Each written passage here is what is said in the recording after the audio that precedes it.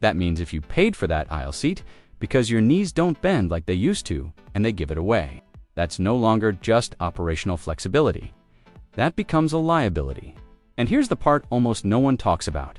The compensation formulas are expected to become more aggressive, not just a small voucher, not a polite apology, but potentially automatic cash compensation tied to ticket price, delay length, and even special service fees. Think about that. Automatic, no arguing. No begging at the counter. Now, does that mean airlines will stop overselling flights completely? Probably not. Overselling is built into their revenue systems. It's math, cold, predictive math. But what changes is the risk calculation. When the cost of bumping you becomes higher than the benefit of overselling, behavior changes. Slowly, then suddenly. And if you're part of the Golden Age travel tips family, especially if you're over 60, this matters more than ever because senior travelers statistically check in earlier, choose seats more carefully, and travel during peak family seasons. You are, ironically, the ideal passenger to protect under these rules. Let me tell you a quick story. A retired teacher from Arizona, let's call her Linda, booked a nonstop flight to New York for her 40th reunion. She paid extra for priority boarding and an aisle seat near the front. She arrived early, checked in online, did everything right. At the gate, they announced the flight was oversold and asked for volunteers. She didn't volunteer. She had dinner reservations with old friends. When boarding started, her seat had been reassigned due to what they called a system optimization. She was put on a later connecting flight, arriving 5 hours late. She received a travel voucher, not cash, a voucher she had to use within 12 months. That's how it used to go. In 2026, under the evolving passenger Bill of Rights structure, Linda's situation would trigger a different chain reaction. Airlines may be required to issue immediate cash compensation if a paid seat assignment is revoked involuntarily. The difference between a voucher and cash: control, you choose what to do with it. And control is the heart of this new movement.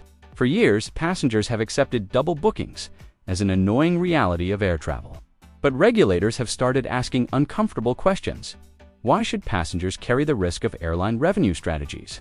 Why should retirees on fixed incomes absorb schedule chaos because an algorithm predicted someone else wouldn't show up? These aren't emotional questions, they're economic ones, and economics drives policy. Here's another angle most channels ignore. The 2026 framework isn't just about bumping, it's about transparency. Airlines may be required to disclose oversell probability ranges during booking. Imagine seeing a small notice while buying your ticket that says, "This flight historically has a 12% oversell rate. Would you still book it?" Maybe, but at least you'd know knowledge changes behavior. And when customers start choosing flights with lower oversell patterns, guess what? Airlines will quietly reduce. Exactly. Now let's talk about seat selection fees. Over the past decade, airlines have unbundled everything. Want to sit together? Pay. Want extra legroom? Pay. Want to avoid the middle seat? Definitely pay. The 2026 Bill of Rights discussions include provisions protecting paid ancillary purchases. If you pay for a specific seat, airlines may be obligated to honor it or compensate beyond standard denied boarding rates. That's huge, because for seniors, seating isn't luxury. It's comfort, it's circulation, it's back support, it's restroom access, it's dignity. And here's where it gets interesting. Airlines operate on predictive models that assume a percentage of OSHOs. But travel patterns shifted dramatically after 2020. More flexible tickets, more remote work, more last-minute changes. The old math isn't as reliable. That means double booking has become riskier. And with higher compensation penalties looming in 2026, airlines are quietly adjusting internal thresholds. They won't announce it loudly. But you may start noticing fewer dramatic gate confrontations, fewer desperate calls for volunteers offering escalating vouchers. Instead, more subtle pre-boarding emails offering incentives to switch flights before you even reach the airport. That's strategy. Move the chaos upstream. And if you understand this, you can use it to your advantage. When you receive a pre-flight email asking if you're flexible, don't ignore it. That's the algorithm sensing oversell risk. Sometimes, the compensation offered digitally is cleaner, faster, and more generous than what happens at the gate under pressure. Now, I know what some of you are thinking. Is this really guaranteed? No law is magic. Enforcement matters. Documentation matters. You still need to check in early. You still need boarding confirmation. But the power balance is shifting slightly toward the passenger. Slightly. And slight shifts in billion-dollar industries create big ripple effects. Let's address another quiet protection in the 2026 discussions: family and senior priority considerations. There's growing regulatory interest in limiting involuntary bumps for passengers over a certain age, especially when medical accommodations or mobility assistance are pre-registered. That doesn't mean seniors can't be bumped, but it increases the scrutiny. Airlines may have to document justification more carefully. Paper trails discourage abuse. Bureaucracy, surprisingly, can protect you. And there's more: refund timelines. Historically, cash compensation could take weeks. Proposed rules emphasize faster processing windows. Some drafts suggest automatic processing within days when denial of boarding is coded in the system. No more endless customer service loops, because let's be honest, most people give up halfway through filing complaints. Airlines know that. Friction reduces payouts. Simplify the payout and accountability increases. That's the theory. But here's the deeper secret. The passenger bill of rights isn't just about money, it's about leverage. When airlines know passengers understand their rights, operational behavior shifts even before regulations fully activate. Information spreads faster than policy. A well-informed traveler at the gate, calmly referencing compensation guidelines, often receives quicker resolution than someone unaware. Confidence changes conversations. And if you're part of Golden Age travel tips, that's exactly why we're talking about this now, before 2026 fully unfolds. Because being early is power. Let's imagine a 2026 scenario. You book a flight to visit family for the holidays. 2 days before departure, you receive a notification: this flight is very full. Would you consider switching for a $300 credit? In the old days, you'd ignore it or think it's spam. In 2026, that message is a signal. It means oversell probability is high and compensation liability is rising. You could negotiate. Yes, negotiate. Sometimes simply calling and asking, "Is there a cash alternative?" opens doors. Not always, but sometimes. Airlines calculate risk per passenger. If you appear firm, informed, and flexible within reason, you become part of the cost equation.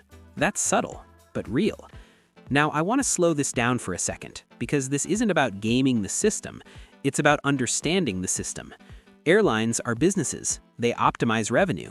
Passengers optimize comfort and reliability. The 2026 Passenger Bill of Rights is an attempt to rebalance that equation after years of tilted leverage. And while headlines focus on dramatic compensation numbers, the true victory may be preventative. Fewer people bumped in the first place, fewer ruined anniversaries, fewer missed cruises, and yes, fewer exhausted seniors sleeping in airport chairs under fluorescent lights. But here's something almost nobody is saying out loud. If compensation becomes more expensive, ticket prices might quietly adjust upward to absorb that risk. Nothing is free in aviation economics. So the smart move isn't to expect airlines to lose money, it's to travel strategically. Book earlier flights in the day. They're less likely to cascade delays. Avoid peak oversell windows like Sunday evenings and Monday mornings if flexibility allows. Join loyalty programs even if you fly occasionally. Status sometimes influences bump priority algorithms. Small advantages stack up, and stacking advantages is how seasoned travelers move through airports with less stress. I've spoken to former revenue management analysts who admit overselling isn't random. It's targeted based on route history, seasonality, and passenger behavior data. That means certain routes, like popular retirement to family corridors, may carry higher oversell assumptions during holidays. Awareness lets you choose alternatives when possible. Even shifting by a few hours can change risk profiles. Again, this isn't fear-based travel, it's informed travel. And informed travel feels calmer. There's another emerging piece tied to accessibility rights. As regulatory conversations evolve, airlines may need clearer documentation when involuntarily denying boarding to passengers requiring special assistance. That increases reputational risk for carriers. In today's social media environment, a single viral video can cost more than compensation checks. Airlines know this. public perception is currency. The 2026 protections leverage that reality. Transparency plus technology equals accountability. Boarding systems are now deeply digitized. Every scan is timestamped, every reassignment logged. Data leaves trails. Trails create responsibility. And responsibility, even in small doses, protects passengers. So what does all this mean for you practically? It means always check in the moment online check-in opens, screenshot your seat assignment, save confirmation emails, arrive at the gate early enough to establish presence. Polite visibility matters. If volunteers are requested and you're flexible, negotiate calmly. Ask whether compensation is cash or voucher. Ask about hotel coverage if overnight delays occur. Questions are powerful when asked respectfully. And if you are involuntarily bumped in 2026, don't accept vague promises. Request written confirmation of denial reason and compensation terms before leaving the counter. Paper beats memory, always. Now, let me be honest, no regulation eliminates inconvenience completely. Flights will still be delayed, weather will still interfere, mechanical issues will still ground aircraft. But double-booked seat scams, the quiet practice of selling the same seat twice and hoping math works out, are finally facing structural pushback, not because airlines suddenly changed heart, but because policy, technology, and consumer awareness intersected at the same time. That intersection is rare and powerful. If you've ever felt small at a gate counter, this shift is designed to make you slightly larger in that moment, slightly more equal, and sometimes slight equality changes outcomes dramatically.